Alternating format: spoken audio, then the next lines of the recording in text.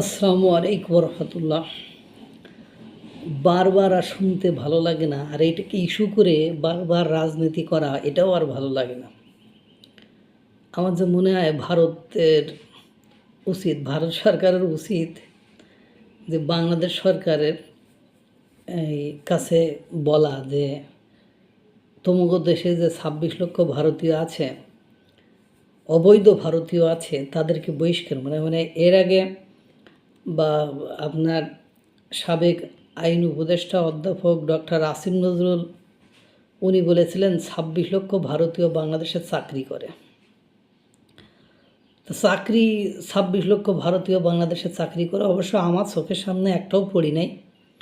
চাকরি হয়তো বা এমনও করতে পারে যে তাদের প্রজেক্টের কর্মচারী, তারা কাকে নিবে না নিবে সেটা তাদের ব্যক্তিগত বিষয়, এরকমও হতে পারে। বা এদেশের ওই প্রজেক্ট বা ওই কর্মকাণ্ড পরিচালনার জন্য সক্ষম মানুষ নেই, এজন্য তাদেরকে ভাড়া করে নিয়ে আসছে ওই প্রকল্প চালানোর জন্য, এরকম হতে পারে। যাই হোক, যেটা বলছিলাম যে অবৈধ ভারতীয় বাংলাদেশে থাকলে সেটা অবশ্যই মিডিয়াতে আসতো।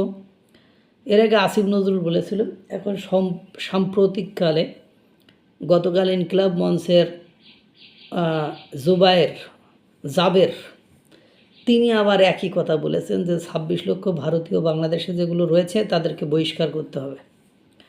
আমার মনে হয় যদি ভারতের কর্তৃপক্ষ, অথরিটি যারা আছে বা সরকারের পক্ষ থেকে দাবি করা উচিত যে এই ২৬ লক্ষ ভারতীয় যারা আছে, চাকরি বাকরি করে, তারা যদি ভারতীয় নাগরিক হয়ে থাকে তাহলে তাদেরকে ফেরত পাঠাও।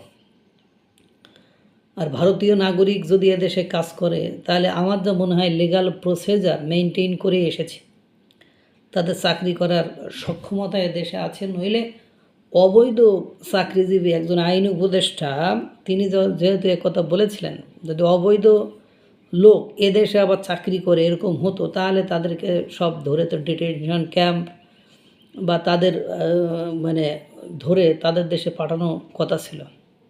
আমার মনে হয় না এরকম আছে। তারপরেও যেহেতু বারবার এটাকে নিয়ে বাংলাদেশের মানুষকে পাগলা বোঝাইতে চাই একটা মহল বা গ্রুপ, সেক্ষেত্রে এটি আপনার সুরাহ উচিত, বা এটার একটা কনক্লুশন, একটা উপসংহারে যাওয়া উচিত। এখানে এটা আমার মনে হয়।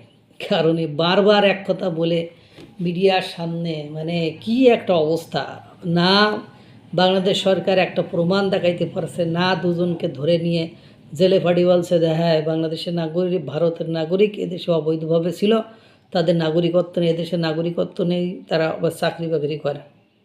এমনও তো হয় পাসপোর্ট ভিসা নিয়ে এসে চাকরি করলে সেটা তো লিগাল, তো অবৈধ কোনো কিছু নয়।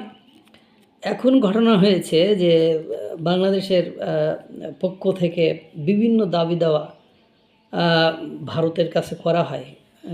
আর বাংলাদেশের মানুষের আর একটা খাজলত খুব খারাপ, মানে রাজনীতিবিদ যারা, তাদের খাজলত খুব খারাপ। মানে ওরা যে অন্যায়টা আগে করে সে অন্যায়টা কোনো দিন স্বীকার করে না যে আমরা এই অন্যায় করেছিলাম, তো এই অন্যায়ের প্রেক্ষাপটে তারা এই কাজটি করেছে, এটা তারা কখনোই স্বীকার করে না, কখনোই বলে না।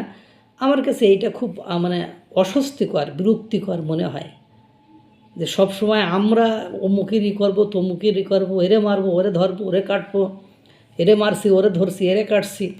দুর্ভাগ্য হলো সত্য, যার বিশেষ করে ভারতের সাথে শত্রুতা বাড়ানোর লোকের আর বাংলাদেশে অভাব নেই। এক ব্যারিস্টার সাহেব, উনি আপাদবাস্তব মিথ্যুক, উনি বলছে যে আমার যদি মানে এদেশের ওদেশের মানে পক্ষে থাকতে হয় আর এদেশের বিরোধিতা করতে হয়, আমি তাই করব। অর্থাৎ ভারতের বিরোধিতা করে যদি পাকিস্তান, সৌদি আরব এদেরকে নিয়ে থাকতে হয় তা আমি তাই থাকব। বাংলাদেশের একটা দেশ, সেই রাষ্ট্র পরিচালনার কথা বলে তার এত বড় একটা প্রতিবেশী রাষ্ট্রের সাথে, এত বড় ঘরে একটাই তো প্রতিবেশী রাষ্ট্র, ও মায়ানমারের কথা বাদই দিলাম, তাদের সাথে শত্রুতা করে উনি রাষ্ট্র পরিচালনা করবেন, রাষ্ট্রের শান্তি কামনা করবেন। পাকিস্তানের মতো বললাম না গতকালকেও ২১ জন পুলিশ পোস্টের ভেতরে বিস্ফোরক সহ গাড়ি ঢুকিয়ে পুলিশকে উড়িয়ে দিয়েছে। বড় জোর এইটাই আমরা কামনা করতে পারি। এর বাইরে আমাদের দেশে ভালো কিছু আশা করা নিছক বাতুলতা এবং পাগলামি ছাড়া আমার কাছে আর কিছুই মনে হয় না। আল্লাহ তাআলা সকলকে ভালো রাখুক, সুস্থ রাখুক। আসসালামু আলাইকুম রহমতুল্লাহ।